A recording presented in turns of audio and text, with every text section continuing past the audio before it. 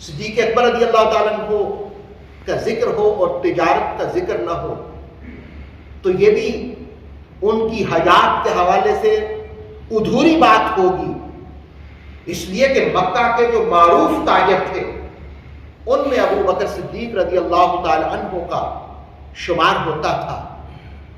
ایک مرتبہ تجارت کے سفر میں ایک بحیرہ نامی راہب کے پاس آپ تشریف لے گئے،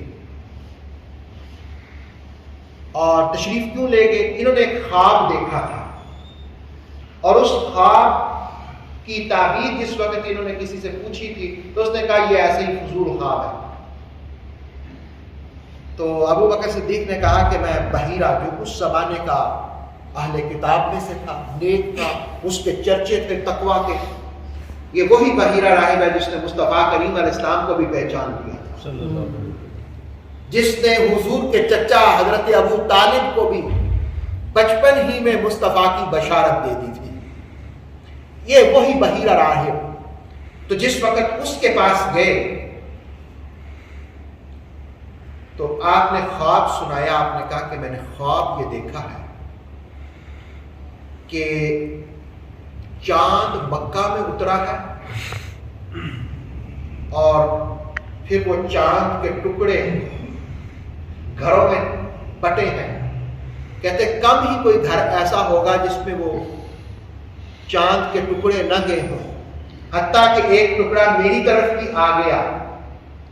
تو بحیرہ راہب نے کہا کہ آپ کون ہو؟ انہوں نے کہا میں قریشی ہوں۔ انہوں نے کہا کہاں سے آئے ہو؟ انہوں نے کہا میں مکہ سے آیا ہوں۔ اس نے تیسرا سوال کیا کہ آپ کیا کرتے ہو؟ کہا میں تاجر ہوں۔ تو اس راہب نے کہا جو میں سمجھا ہوں اور ان سوالوں کے جواب جو آپ نے دیے ہیں ان کی روشنی میں جو میں سمجھا ہوں ایک نبی آنے والا ہے جو آخری نبی ہوگا اور اس کے وزیر ابو بکر تم ہوگے۔ ابو بکر صدیق رضی اللہ تعالیٰ عنہ کہتے ہیں یہ بشارت اللہ رب العالمین نے مجھے جس وقت عطا کی، لیکن میں نے اس کو سینے میں چھپا لیا، میں نے کسی سے اس کا ذکر نہ کیا۔ میں نے کہا کہ چلو یہ سعادت، ویسے بھی سعادت والے خواب اگر آپ چھپا لیتے ہیں، ان کا چرچا نہیں کرتے تو پھر اللہ تعالیٰ ایسی سعادتیں عطا فرماتا رہتا ہے، اور اگر آپ چرچا کر لیں اس کو اپنے اندر ضبط نہ کر سکیں تو پھر وہ سلسلے ادھورے ہو جاتے ہیں۔ براگلہ گرامی، حضرت ابو بکر صدیق رضی اللہ تعالیٰ عنہ نے اس راز کو سینے میں چھپائے رکھا تاہم کہ رسول اللہ علیہ السلام نے اعلان نبوت فرما دیا۔ جس وقت آپ نے اعلان نبوت کیا تو ابو بکر صدیق رضی اللہ تعالیٰ ایک روایت کے مطابق، ایک دوسری روایت کی اس لیے میں نے کہا ایک روایت کے مطابق آپ نے رسول اللہ علیہ السلام سے عرض کیا کہ یا رسول اللہ صلی اللہ علیہ وسلم جتنے بھی نبی آئے ہیں وہ اپنی نبوت کی کوئی اس کا اظہار کرتے ہیں معجزے کے ذریعے،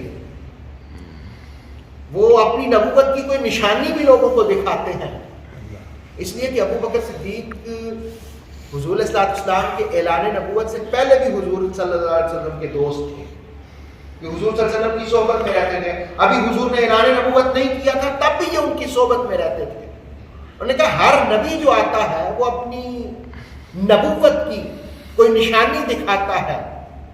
تو مصطفیٰ کریم علیہ السلام نے فرمایا کہ ابو بکر کیا یہ نشانی کافی نہیں ہے کہ تم نے خواب دیکھا تھا کہ چاند مکہ میں اترا ہے اور اس کے ٹکڑے تمہاری گود میں بھی آئے ہیں، اور پھر تمہیں اس راہب نے بتایا بھی تھا کہ تم مصطفیٰ کریم علیہ السلام کا کلمہ پڑھو گے اور تم ان کے وزیر ہوگے۔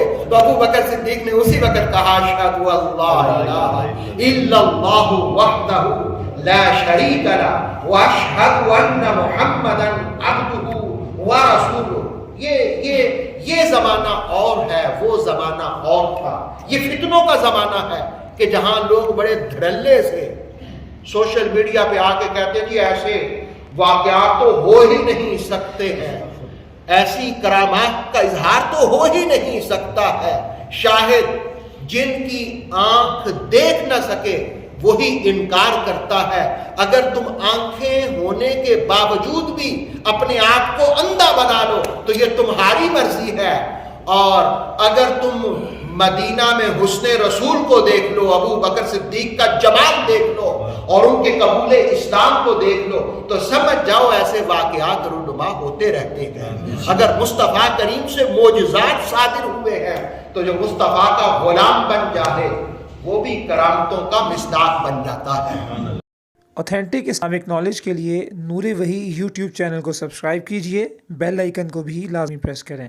نور وحی کے فیس بک پیج, ٹک ٹاک اور انسٹاگرام کو بھی فالو اور لائک کیجئے تاکہ ہماری ہر نئی آنے والی ویڈیو آپ تک بر وقت پہنچ سکے.